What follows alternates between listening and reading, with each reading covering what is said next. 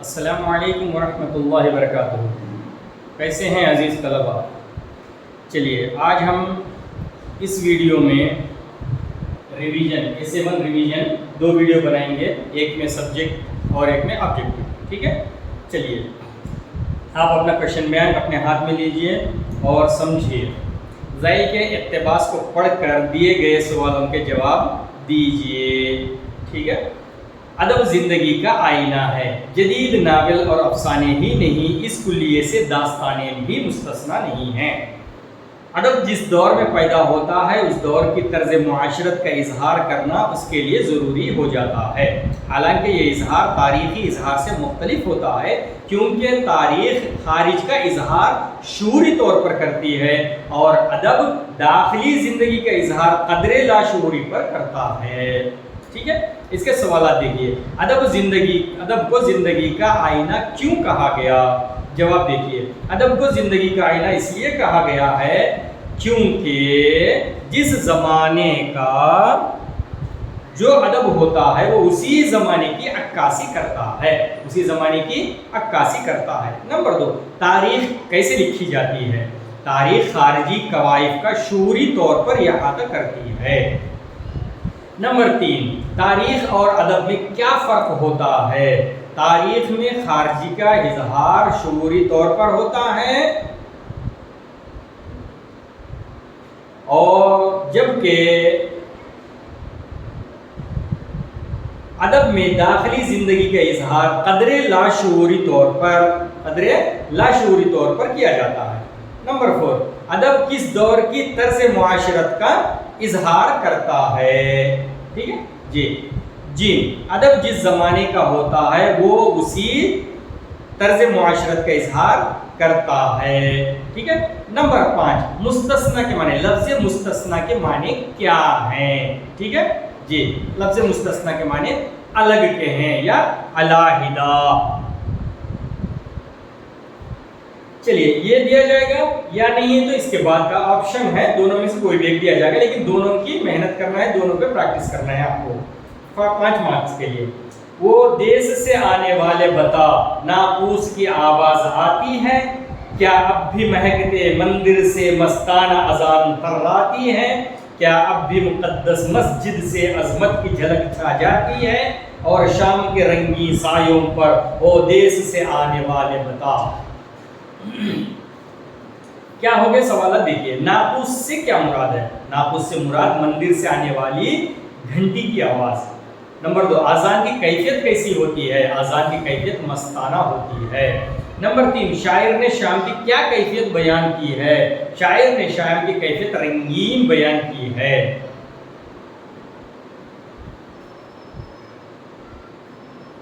Number 4، اس بند میں ہندوستان کی کس خصوصیت کی طرف اشارہ کیا گیا ہے؟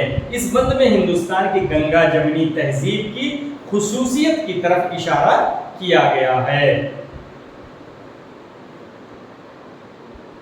نمبر 5، لفظ مقدس کے معنی کیا ہیں؟ لفظ مقدس کے معنی پاک کے ہیں، ٹھیک ہے؟ چلیے بٹ 2، دوسرا بٹ، یہ 5 مارکس کا ہوگا، اس میں جو اشعار یا بند دیا جائے گا اس کی تشریح کرنا پڑے گا آپ کو۔ جیسے دیکھیے ذیل کے اشعار کا بحوالہ متن تشریح کیجئے۔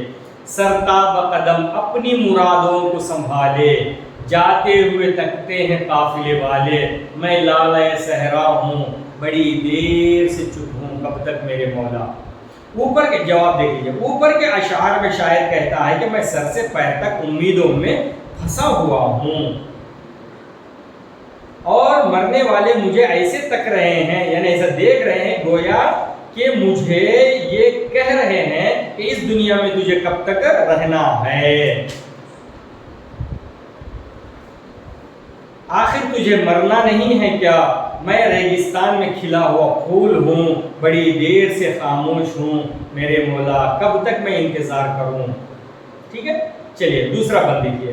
کہنا کہ دیار غربت میں ایک غمزدہ روتا رہتا ہے، دن رات تمہاری فرقت میں منہ اشکوں سے دھوتا رہتا ہے، گلہائے محن کو آنسوؤں کے تاروں میں پروتا رہتا ہے، اے ابر رواں جاسوئے وطن اے ابر رواں۔ اس کی تشریح آپ کو لکھنا ہے، دیکھ لیجئے جواب۔ آپ کوشچن بینک نکال کے اپنے ہاتھ میں دیکھ لیجیے.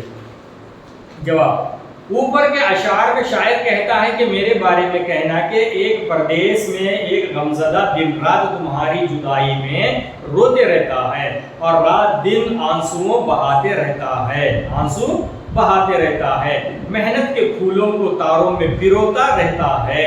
اے میرے دیس کی طرف جانے والے ابر، جا کے میرے بارے میں سنا کے آ، وہاں کی خوشبو لے کے آ. چلیے تیسرا بیٹ، ذیل کے سوالوں کے جوابات لکھنا ہے 5 سے 6 جملوں میں. اس میں جو ہے آپ کو 3 سوالات دیے جائیں گے، ایک سوال کے 4 مارکس ہوں گے، جس سے 12 مارکس آپ حاصل کر سکتے ہیں. دیکھیے نمبر 7، زبان و دل، زبان دلوں کو جوڑتی ہے. نمبر 7، زبان دلوں کو جوڑتی ہے. اس جملے کی وضاحت کیجئے. زبان یہ قوم کو دوسری قوم سے جوڑتی ہے کیونکہ بازاروں میں زبان کے ذریعے ایک دوسرے سے میل ملاپ بڑھتا ہے. صوفی سنتوں اور سادھوؤں کی من موہنی باتیں سننے کے لیے عام لوگ کان لگاتے ہیں اور ان کی زبان کو سمجھنے کی کوشش کرتے ہیں، اس لیے زبان دلوں کو جوڑتی ہے. نمبر 8، شاعر خود کو بلبل دشت غربت کیوں کہا ہے؟ شاعر نے خود کو بلبل دشت غربت اس لیے کہا ہے کیونکہ جس طرح بلبل اپنے چمن کی جدائی میں روتا رہتا ہے، اسی طرح شاعر بھی اپنے وطن کی جدائی میں پردیس میں غمگین و غمزدہ، رنجیدہ اور رنجور ہے. چلیے نمبر 9، امید بہت بڑی چیز ہے. کیا آپ اس جملے سے متفق ہیں؟ کیوں؟ امید بہت بڑی چیز ہے، میں اس جملے سے متفق ہوں کیونکہ امید پر ہی دنیا قائم و دائم ہے. اگر امید انسان چھوڑ دے تو زندگی جینے کا مزہ ختم ہو جاتا، اس لیے اگر اسے جینا ہے تو امید پر ہی جیے گا، اس لیے امید بہت بڑی چیز ہے. نمبر 10، حامد نے بوڑھے کا پاٹ کیسے ادا کیا؟ جواب: حامد نے بوڑھے کا پاٹ دست پناہ خرید کر ادا کیا. میلے میں تمام بچے کھلونے خریدنے کر خوش ہو رہے تھے اور مٹھائیاں کھا کر خوشی منا رہے تھے، مگر حامد نے ذمہ دارانہ انداز میں بچہ ہوتے ہوئے بھی بوڑھے جیسی سوچ رکھ کر دست پناہ خریدی. دست پناہ بولتے چمٹا. جی سوال نمبر 11، وطن سے دور ہونے پر وطن کی کون کون سی باتیں یاد آتی ہیں؟ وطن سے دور ہونے پر آدمی کو وطن کی مٹی کی خوشبو، رشتہ دار، دوست، احباب، ساتھیاں، چمن کی سیر، چھٹیوں میں باغ کی تفریح کو جانا، دوستوں کے ساتھ مل کر چائے پر جانا، دعوت میں شریک ہونا، اپنے چمن کے پھولوں کی خوشبو لینا وغیرہ سب باتیں یاد آتی ہیں. سوال نمبر 12، شاعر راحت سے کیسے بیگانہ ہے؟ جواب: شاعر وطن سے دور ہونے کی وجہ سے راحت سے بیگانہ ہے، یعنی اپنا وطن چھوڑ کر پردیس میں ہے، اس لیے دوست، رشتہ دار اور ساتھیوں سے دور ہے، ہر خوشی سے وہ راحت سے محروم ہے. نمبر 13، مصنف نے عید کی نماز کا منظر کیسے پیش کیا؟ مصنف نے عید کی نماز کا منظر کشی بہت ہی خوبصورت اور دلکش انداز میں پیش کیا ہے. عید کی صبح بچوں کی خوشی، رنگا رنگ کپڑے پہن کر جیب میں عیدی کے پیسے لیے ایسا محسوس کرتے ہیں جیسے قارون کا خزانہ ان کے جیب میں ان کے پاس ہو. پڑھتے ایسے لگ رہا تھا، سبق پڑھتے ہوئے ایسے لگ رہا تھا جیسے آج سچ مچ عید کا دن ہے.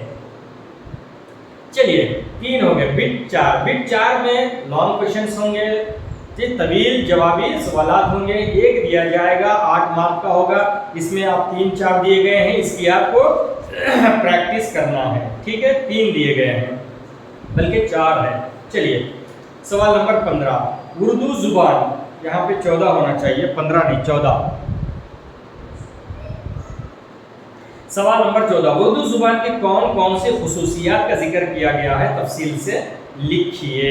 سبق میں اردو زبان کے تعلق سے یہ کہا گیا ہے کہ یہ دلوں کو جوڑتی ہے، اس کی جھولی بڑی ہے، یہ نئے انداز سے چمکتی نہیں، نئی بات پر بدکتی نہیں، دوسری زبان کے الفاظ سے بھاگتی نہیں، وچاروں سے چھوت چھات نہیں کرتی، یہ محبت و پریم کی زبان ہے، رواداری کی زبان ہے، میل ملاپ کی زبان ہے، لوگوں کو ایک دوسروں سے ملاتی ہے، آسانی سے سمجھ میں آتی ہے وغیرہ. یہ لکھنا ہے آپ کو. سوال نمبر 15، مناجات، کب تک میرے مولا، اس کا خلاصہ آپ کے ریڈر میں ہے، وہ دیکھ کے آپ کو یاد کرنا ہے. دیکھیے سوال نمبر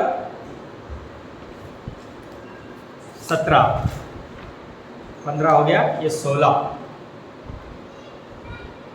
सवाल नंबर 16 देखिए, इमाम आजम अबू हनीफा रहमतुल्लाह अलैह के तक़वा और उनकी परहेजगारी का क्या आलम था? इसका जवाब भी है सरसरी मुतालमे से लिया गया है, इसका जवाब आपके सामने है। सवाल नंबर 17 आखिरी सवाल, शजरकारी के फवाइद यानी दरख्त लगाने के क्या फवाइद हैं? इस उन्वान पर एक मजमून लिखना है, कैसे रेटिंग। तो ये आपका आंसर सारा इसमें है, ये आपको भेजा गया है, इसका प्रिंट निकाल के अच्छी तरह से मेहनत कीजिए, ठीक है। नेक्स्ट वीडियो में हम इंशाल्लाह ऑब्जेक्टिव देखेंगे। अल्लाह हाफिज़।